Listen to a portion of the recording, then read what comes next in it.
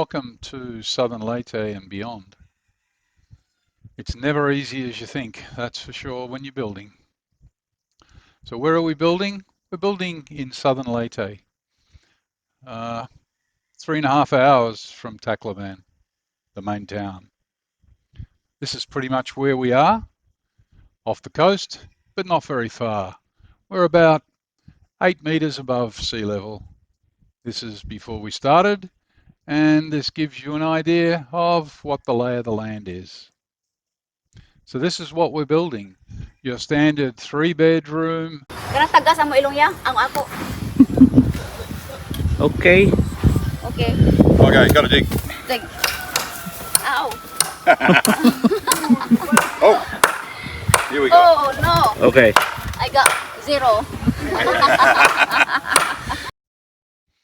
So just a look over the top. This gives you some really good idea of the size of the block, the size of what we're doing. About 17 meters long. To build, you need lots of steel. To build, you need lots of holes.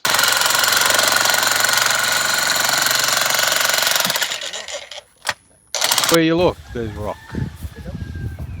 So we're building 16 columns, and the 16 columns have all got rock in them, plus this one. It's calcium carbonate, so it's not hugely hard, but tell that to the guys who are doing the work. It's not so easy. You never have to stop. Manual work, manual work, manual work. This is one of the more interesting tasks. So given the amount of steel we're building, there's columns, there's perimeter, there's tie beams. So all of these things have got steel in them, and everything is bent by hand, but it's all checked. There's lots of it, tons and tons of steel. So if anyone thinks you can do without iron ore, you're wrong.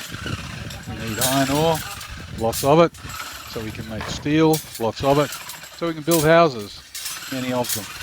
And we should be building more, because as you know, there aren't enough spaces for all the people who want to fill them.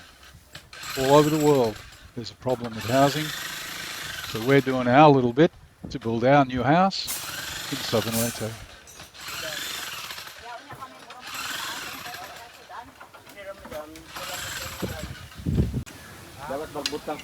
So one of the other things here, everything is done manually. Not a lot of technology. So this is what you usually use a spirit level for, but this works. This works well. You just line up the water, and so long as they're at the same level, the water inside the hose will be the same, so you can know you're at the right height. Simple but effective. So these little things, these little babies, are used to sit underneath columns to keep the steel off the aggregate that sits on the, in our case, rock. And everything inside is full of concrete. So lots of steel, lots of concrete, all mixed by hand, carried by hand.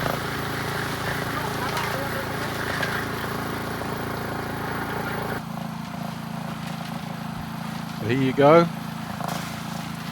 Lift, carry, pour.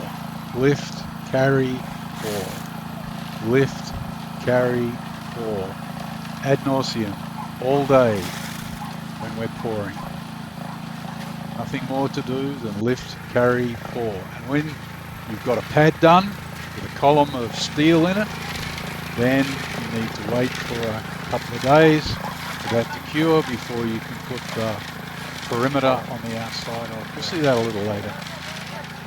But as you see, more columns, more pads to hold those columns up. So this gives you a good overview of where we're building. You'll see there's a nasty little palm got in the way. Took 3 days to dig it out. This is the perimeter beam. This goes all the way around the entire building, ties everything together. This gives you an idea of the entire block.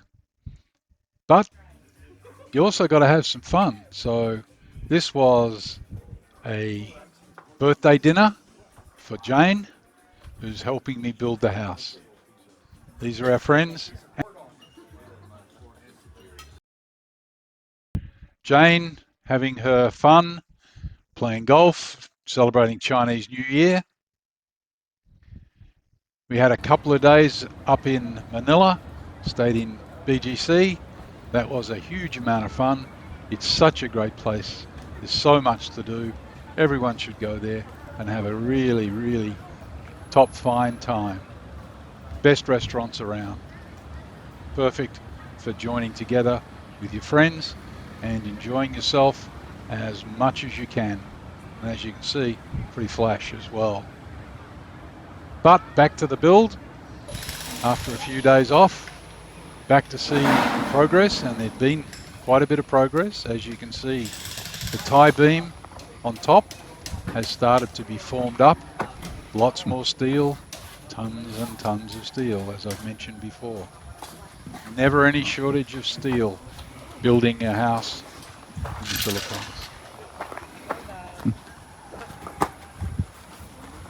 As you can see, our construction is concrete with concrete hollow blocks. They're load-bearing hollow blocks, very strong.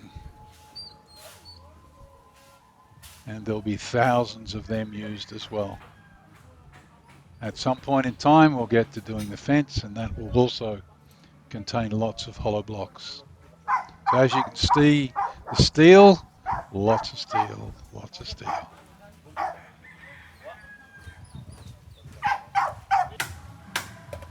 And we've got puppies. We've got 5 puppies. And they are such a lot of fun. And they are very, very friendly, as you can see. And we got chickens as well, or roosters, as in this case. I didn't know that roosters like coconut, but there you go. It appears that roosters like coconut. And we have our friendly local carabao and her calf. Back to the build.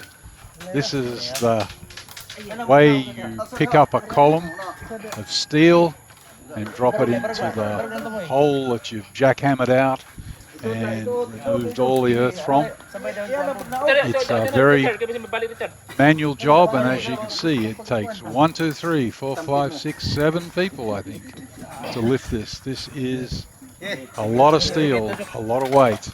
Has to be placed exactly right because all the columns have got to line up with all their friends further down the build. And this is how we do the concrete. Lots and lots of concrete, as I mentioned earlier. Everyone says it looks a bit thin, a bit watery, but not the case. And we got to eat as well. So these fish, tasty fish, little fish cooked on the skillet, so that on a Saturday people have a bit of a feast.